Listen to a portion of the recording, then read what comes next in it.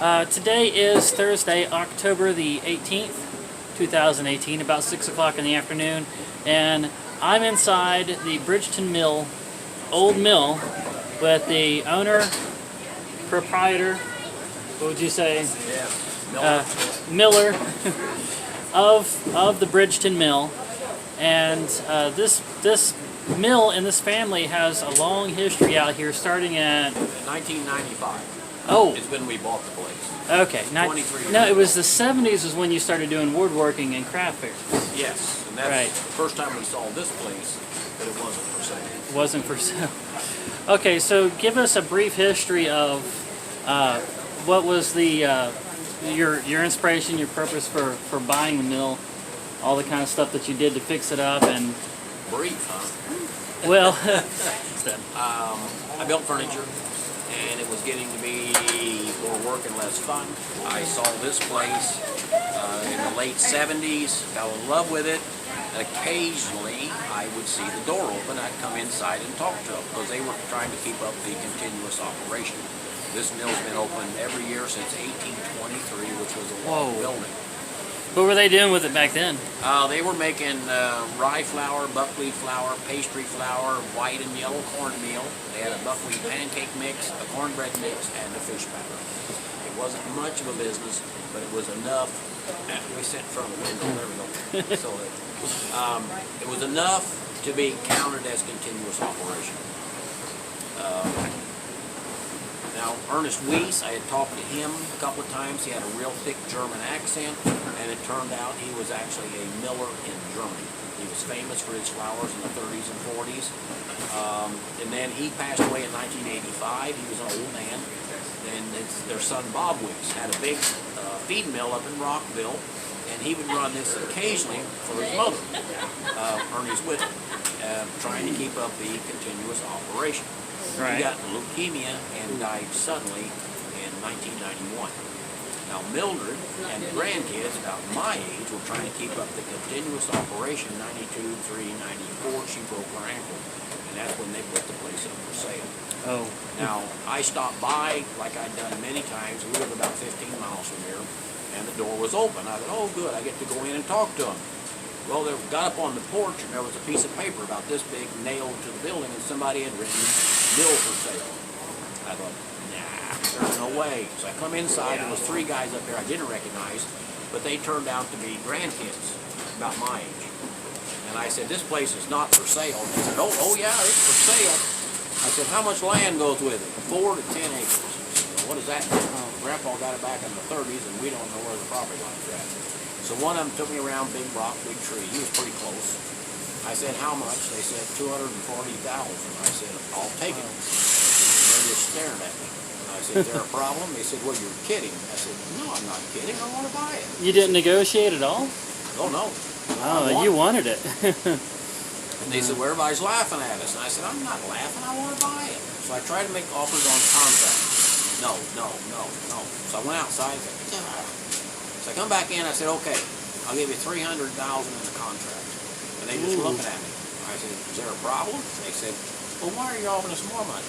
I said, this place is so bad. There's almost no glass in these windows. The big holes in the roof.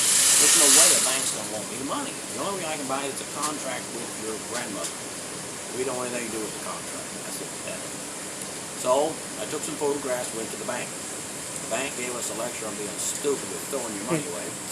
And when I was leaving, he said the best thing he could to me, he said, no bank in their right mind is going to loan you that kind of money for that broken down old building. I said, oh, really? That's a challenge. So I found an artist print from the 40s, 1940s.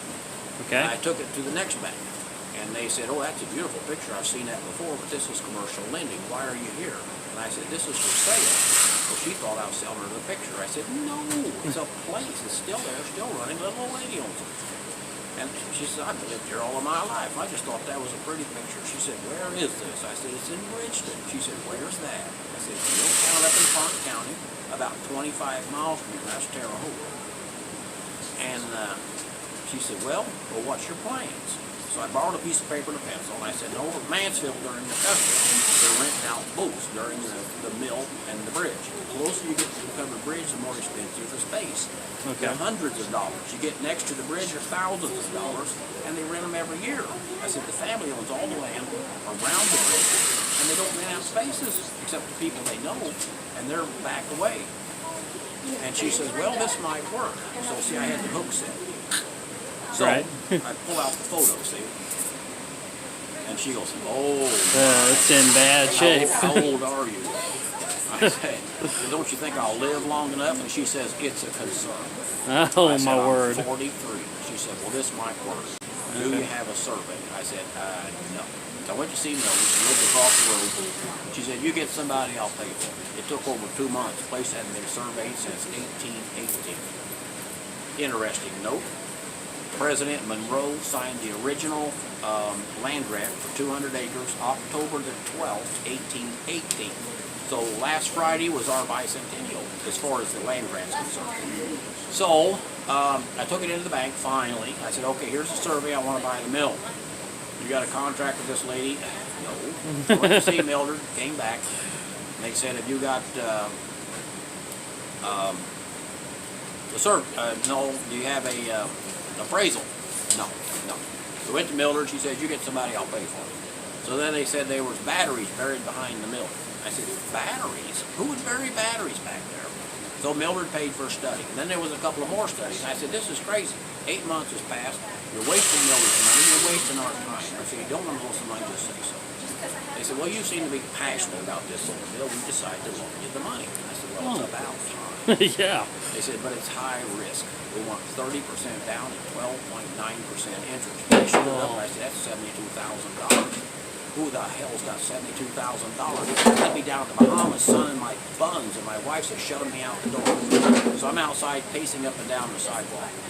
I said, let's go see Mildred. Now, Mildred had been telling me there was a group from Fort Wayne looking at this as a bed and breakfast. Oh. I could tell she didn't like them people. So I told Mildred, she said, my God, you got that kind of money?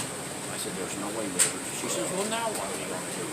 I said, one thing I can think of, you give me half a down payment, I can match it, I can promise you. You're going to save this old mill restore to carry on. Well, there went my woodworking out the window. And she said, Michael, I want you to have the mill because I know you're going to do good. She wrote a check for $36,000. Now, the oldest grandson was there, and he said, you're going to pay back, aren't you? And she says, he don't have to anymore. So we got the place bought, and the family wouldn't give me keys. I said, what? Nope, they wouldn't give me the keys. I said, well, what's going on? They said, we're going to teach you how to run that old mill. They were very proud of it, but there was like almost no glass windows. The doors were like this. It was losing money. People were breaking into it. But they didn't want some idiot in here tearing it up, and I did. Promise criminal, you know. Right. So it was 3 days, and they gave me a test. I passed that test, and they gave me the keys. Then they come in and check on me once in a while, make sure I was doing right. And but then when 6 months after we bought it, part of the foundation collapsed. I didn't see him for a long time after that. They thought you were going to give them flack about selling you a mill with a collapsing foundation. Well, they're very good, honorable people. I could tell, Right. Because they were concerned about, you know, they're very proud of their grandfather, their dad, and grandma. They were helping grandma keep it up.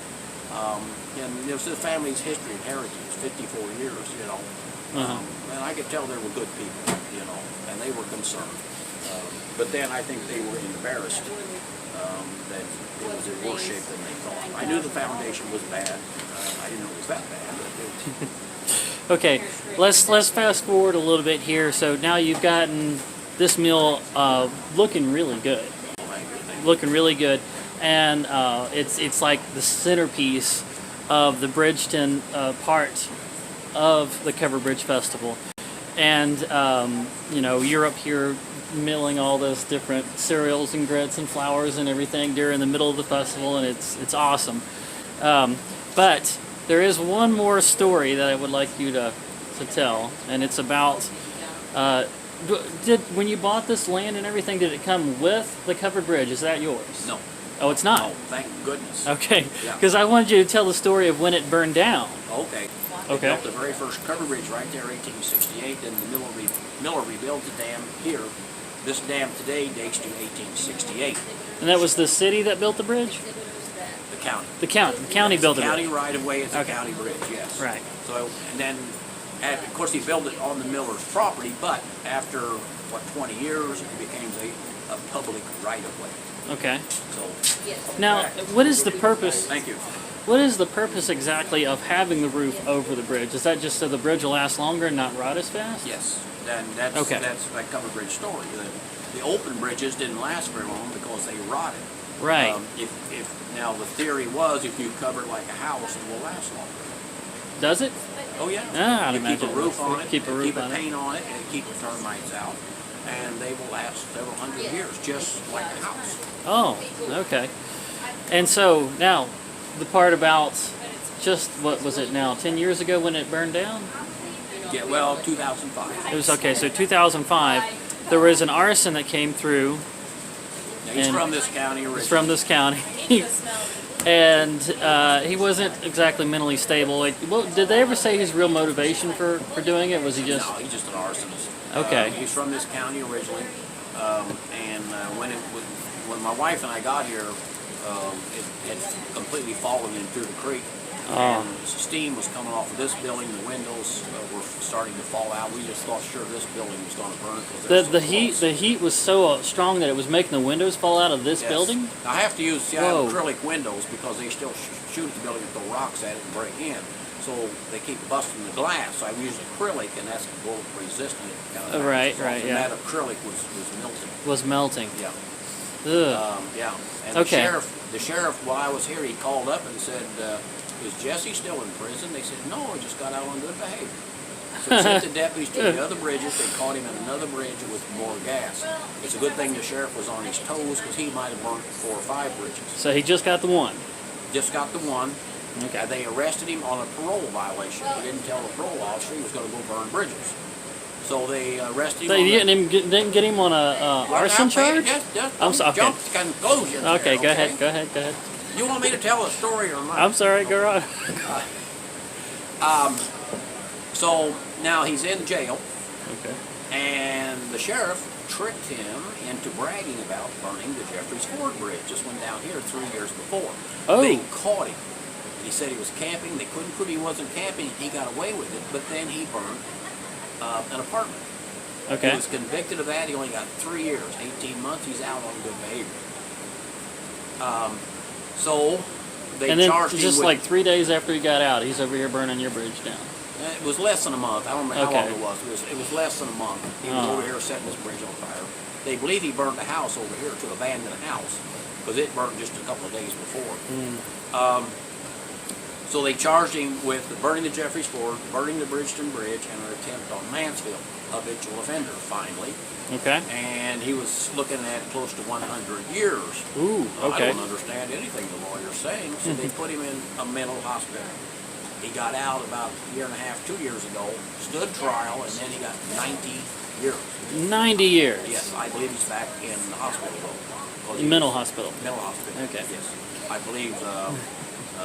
Well, how was that? Remember, Ron? It was 90 habitual offender, 90 years, but mentally. You know, I read it, but I can't. But mentally something or other. So I believe he's back. I don't care. They should have put him in Happy Valley years ago. Mm-hmm. I don't blame Jesse. He's an idiot. I blame the system for letting him out. Good behavior, Sorry, right? I still love you, policeman. Well, this is just going to my YouTube channel. I've only got my videos get an average of 35 He made me views. say it. I didn't have nothing to do with it. Yeah, it's an average of 35 views per video right now, so you don't really have much to worry about from me. We're in that slow growth kind of what they call the YouTube grind right now. We have had a lot of trouble, Uh-huh. and with breaking into the place, attacking us, spreading horrible rumors about us. The county had sued us. They tried to claim there was a street coming through here. It took almost 3 years and $20,000 to prove it. It's a parking lot, but we had to make payments to the lawyers, and we were just having all kinds of problems. And then the bridge burned. Yeah. And I was president of the association here, and I said, "That's it. the horrible people's being me. I'm done. Uh-huh. I'm out of here. Mill's for sale. Well, I offered it to one guy, but he said it was too much. But then, that first Saturday after it burnt, there was a line of people from in here almost to the bridge, and they were donating trees, acres of trees, logging, sawing, like labor, money, labor, yeah, equipment. And I thought, wow. They wanted to rebuild it. And there, the treasurer here in town, Bart Barnes, him and his wife were collecting money. Of course, we were collecting a lot of money here at the mill every night. Bart would come down and get it, put it in the bank. And him and his wife were having meetings about raising money. Of course, I was putting the mill up for sale. I'm done. I'm out of here. But after a few days of that, I'm thinking, maybe not all the people around here are horrible. Yeah. I learned that some of the nicest, most generous people you've ever met live in Park County. And they just kept coming and coming. Within 2 weeks, 14 days, we had, I believe, over $50,000 raised, acres of trees, and we had an architect and an engineer had offered to do the blueprints for free. And it was rolling like a big snowball, building and building.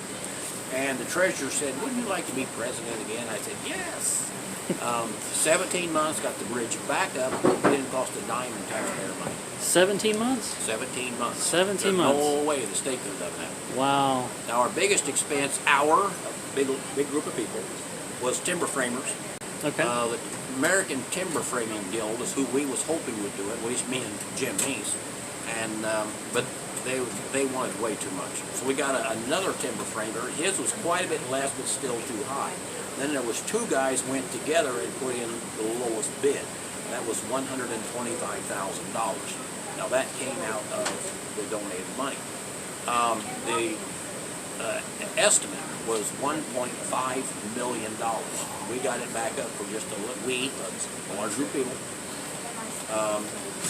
We got it back up for a little bit less than $200,000, and that was all donated money. I never would have imagined that timber framing was that expensive. Yeah, well, I really believe they lost money. Well, I mean, yeah, going from $1 million down to $200,000, yeah, that's. Well, they take the logs that have been cut, and they notch them, cut them until they make like puzzle pieces. Right. And then they assemble those puzzle pieces, and they made the puzzle pieces according to the blueprints. Okay. Well, they took the blueprints and then cut all the pieces, and then most of the labor was done by volunteers. Oh, okay. Hundreds of people were donating money. My wife was coordinating all that.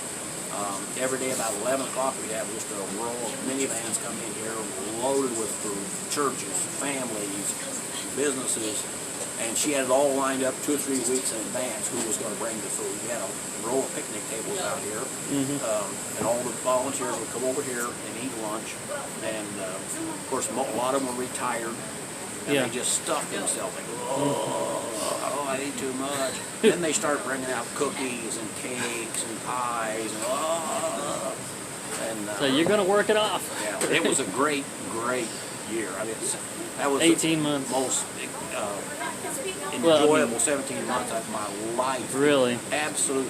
One day I remember everybody was talking about who had the tallest grass because they were dedicated to this, and they didn't have time to mow their yards. Well, your grass is that tall, my grass is that tall. And one time it was raining, and we were over there, and we were all underneath this. There was a couple of semis over there we loaded logs onto and off of, and we were all underneath the semi until it quit raining, and we ran back out and did more sawing. It started raining, we get back under the semi again. Gotta get as much done as you could. Wonderful. Really restored my faith in people, and that's when I learned that what a wonderful place Park County is. So, about how close is this new bridge to the old one, as far as like design? Very close. Okay, so they tried to get it as close as they could. Yes, there was a guy named Ben Hill, and I believe that Ben Hill had to come in and we wouldn't have got it built. He's a covered bridge fanatic. Oh, okay. He actually built a covered bridge on his own property. Now, I've met a lot of people that have been the engineers for repairing, people that's worked on bridges, repaired bridges, but Ben Hill's the only one I know that actually built one from scratch. Now, I was very fortunate. I got to go out there in the creek with Ben Hill. I held the dummy end of the tape while he measured the height the width, the thickness, the radius of the arch, everything. He drew that bridge up. Matter of fact, right above the window over there is a model that Ben Hill made. It's a very accurate model of the bridge that burnt. Oh, okay. Yeah, here, I'm gonna... Alright, zoom in on it. This is it right here, right there. That's the model right there. Yeah. Right there. Okay. So Ben was explaining to them how a covered bridge works, what keeps it from racking, why this joint is here, why that joint is there. Ben drew every joint in that bridge and gave it to the engineer. I've got a copy of Ben's drawings. Nice. And then he took Ben's drawings and then did all the engineering work, and plus with the architect's help, they stamped the bridge with blueprints, and we got the building. And that's why, now, I'd asked the engineer, I said, everything looks a little heavier. And he said, well, that's because the original bridge was built with virgin timber, which grew very slowly, and the rings are tight, they're stronger. Since we don't have virgin timbers, all the lumber in there is a little bit bigger to account for the fact that it's not, the wood's just a little bit softer. Virgin timber, yes. Right.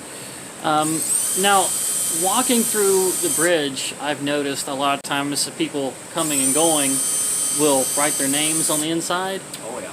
Yeah. Now, is that something you discourage, or do you, like... That's kind of a rite of passage to write your name on the bridge, the girl you love. But it's the spray painting, the nastiness. That it just so you don't mind if you just like you put the year and like your name and your girlfriend's name, but if you start doing the spray painting and stuff, then that's a little much. It's the horrible spray just painting. Keep it civil, right? Yes. Now don't use the inside of that bridge to spread your xenophobia or whatever. You know, you don't get purple paint and draw obscene pictures and put nasty. You know, you might think that you're going to be impress people with that, but you're actually just letting people know that you're a childish idiot. Yeah. All right. Well, we're up to it looks like about 23 minutes now. 23 minutes. Well, I think we're pert near 15 minutes. Yeah, we've gone over a little bit. I warned you, but you wouldn't listen. Yeah, I know. Ron would have told you. Thank you so much, Mike Roe, and his name is so easy to remember because of Dirty Jobs, of course. You probably had that said a few times, right? A couple of times. Yeah. I do dirty jobs, but I don't get the big bucks. I just get dirty. Thank you so much, Mike Roe, and what is your website, real quick? BridgetonMill.com. Yeah, BridgetonMill.com. But I don't use that very much, so that's too sophisticated for old yeah, farm like it doesn't me. get updated very often. However, I am on Facebook. The grandkids said, "Grandpa, why don't you be on Facebook?" I said, "That's for little girls." They said, "Yeah, but there's a lot of businesses on there." And I said, Grandpa will look into it. They said, "Grandpa, it's free." I said, "Show Grandpa how to do this." I've had a lot of people actually walking by that log cabin that you just put in, and I've heard a lot of them say, "Hey, I followed them putting that up on Facebook." Yeah, because you were updating. I have thousands of people on Bridge. Just put in Bridgeton Mill Facebook, and you'll get updates on our progress. Whatever projects they got going. Pictures of my grandkids. Oh, of course, but right. Never him. Not him. Not me. I want people to keep watching. I'm only here 10 days out of the year, and I love it. Yeah, he did.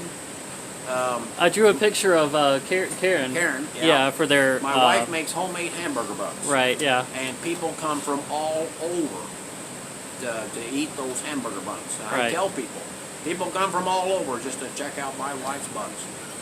He drew a picture, and we have a T-shirt.